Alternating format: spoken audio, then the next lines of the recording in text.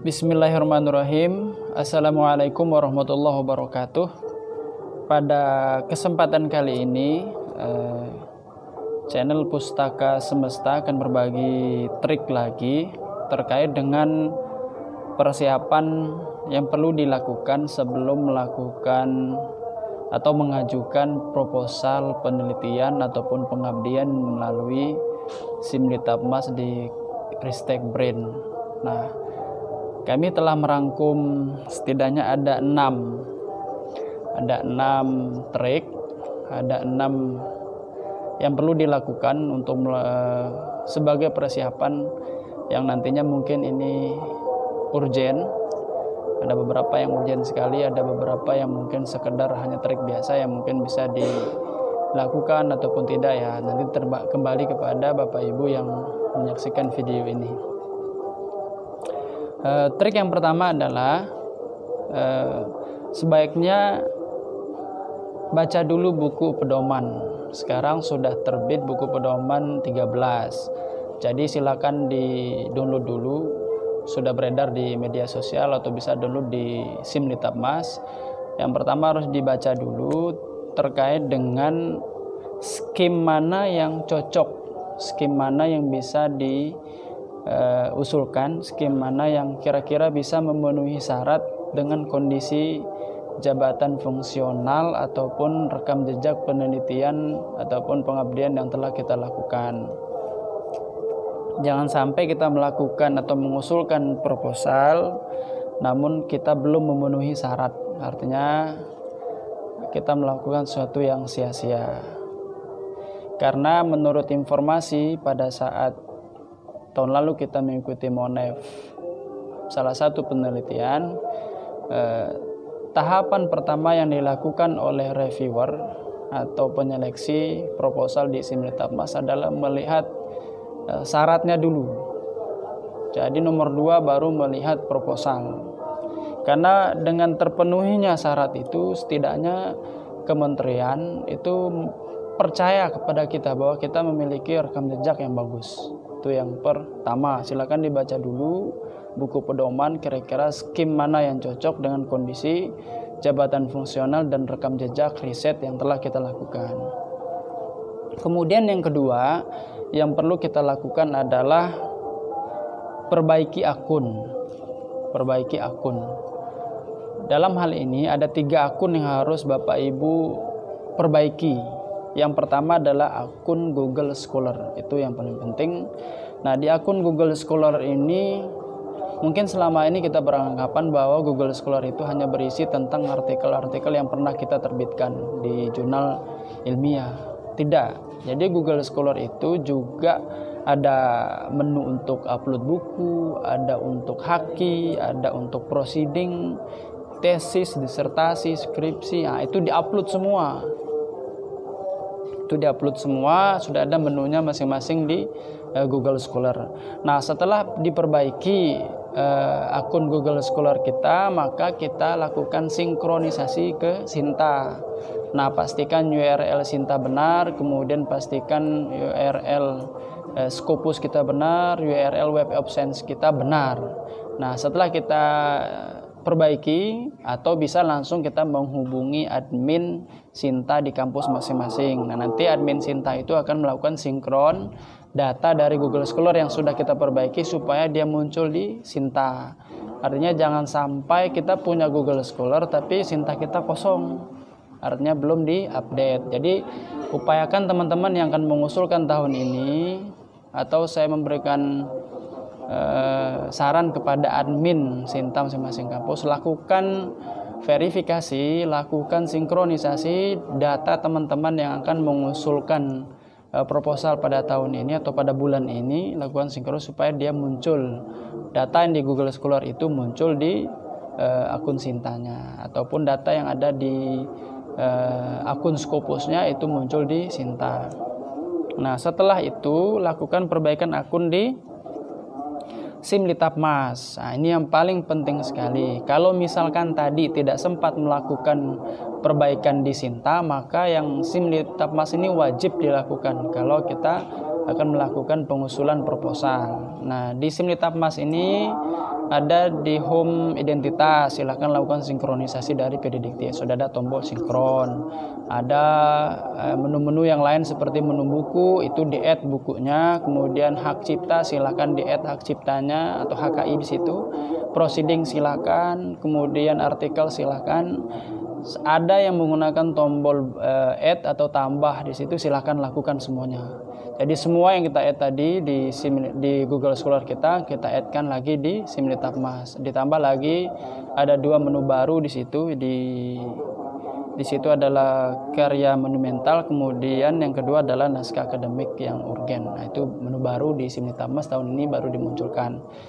Nah, karena nanti pada saat kita sudah mengusulkan proposal, kemudian di-approve atau disetujui oleh ketua PPM dan terkirim, di situ langsung muncul tombol download proposal. Jadi proposal full yang akan nanti digunakan sebagai bahan penyeleksian oleh reviewer atau penyeleksi di Simlitapmas.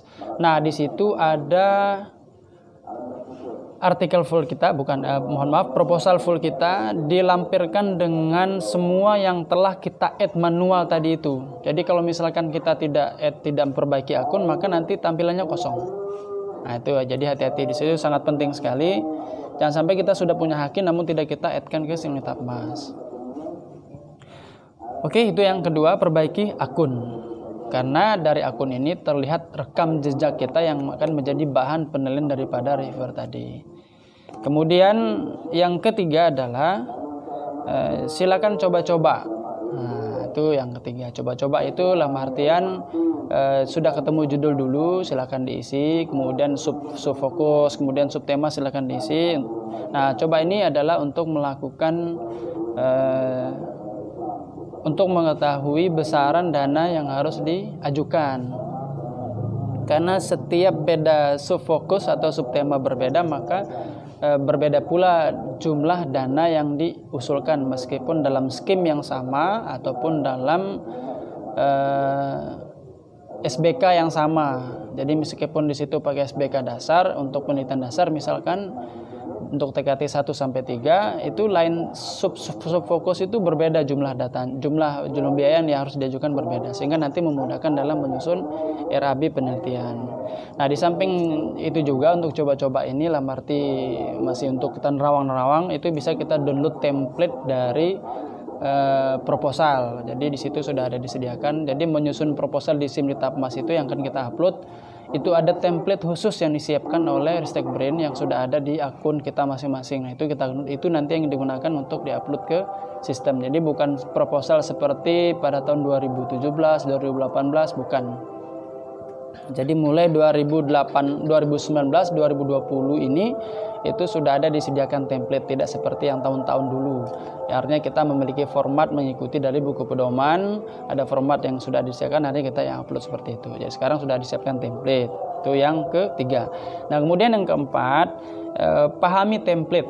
Nah, pahami template yang dimaksudkan di sini adalah karena di template itu ada jumlah kata yang digunakan, ada berapa, nah itu yang harus dipelajari. Artinya hati-hati memilih kata-kata, hati-hati memilih paragraf atau kalimat, itu susunan.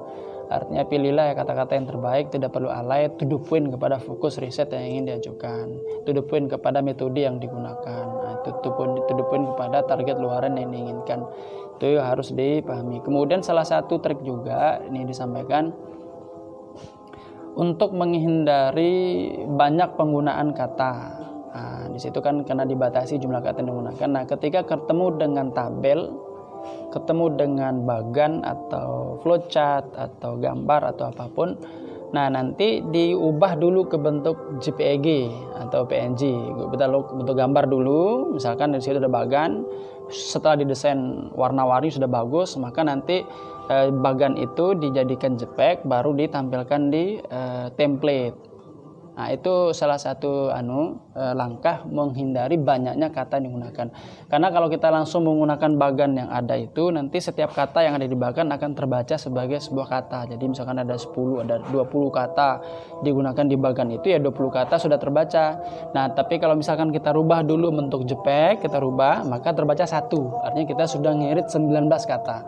Begitu juga dengan tabel. Jadi kalau ada tabel, kan banyak kata dalam tabel itu, nah itu bisa diinisiasi. Tabelnya didesain bagus dulu, sesuaikan template, kemudian dijadikan JPG atau PNG, kemudian baru di paste di templatenya. Itu sudah mengirit kata yang kita gunakan. Kemudian pastikan bahwa JPG yang kita gunakan itu juga resolusinya sedang, artinya kan tidak terlalu besar ya, nanti yang membuat memori dari file yang akan kita upload itu terlalu besar. Itu yang keempat. Kemudian yang kelima itu tim pengusul, yang dalam hal ini biasanya kita sebut dengan anggota peneliti kita. Nah, tim pengusul itu hati-hati kita memilih tim pengusul. Lihat objek riset yang kita angkat, lihat permasalahan yang akan kita selesaikan, karena di situ ada deskripsi dari masing-masing peneliti, baik ketua maupun anggota. Artinya kalau misalkan subtopik itu bisa diselesaikan oleh yang di luar prodi misalkan, artinya dia punya keahlian, kita harus mencari orang lain di luar prodi, maka tidak ada masalah. Artinya disarankan untuk melakukan kolaborasi. Nah, melakukan kolaborasi itu juga akan memudahkan memperbanyak proposal yang masuk.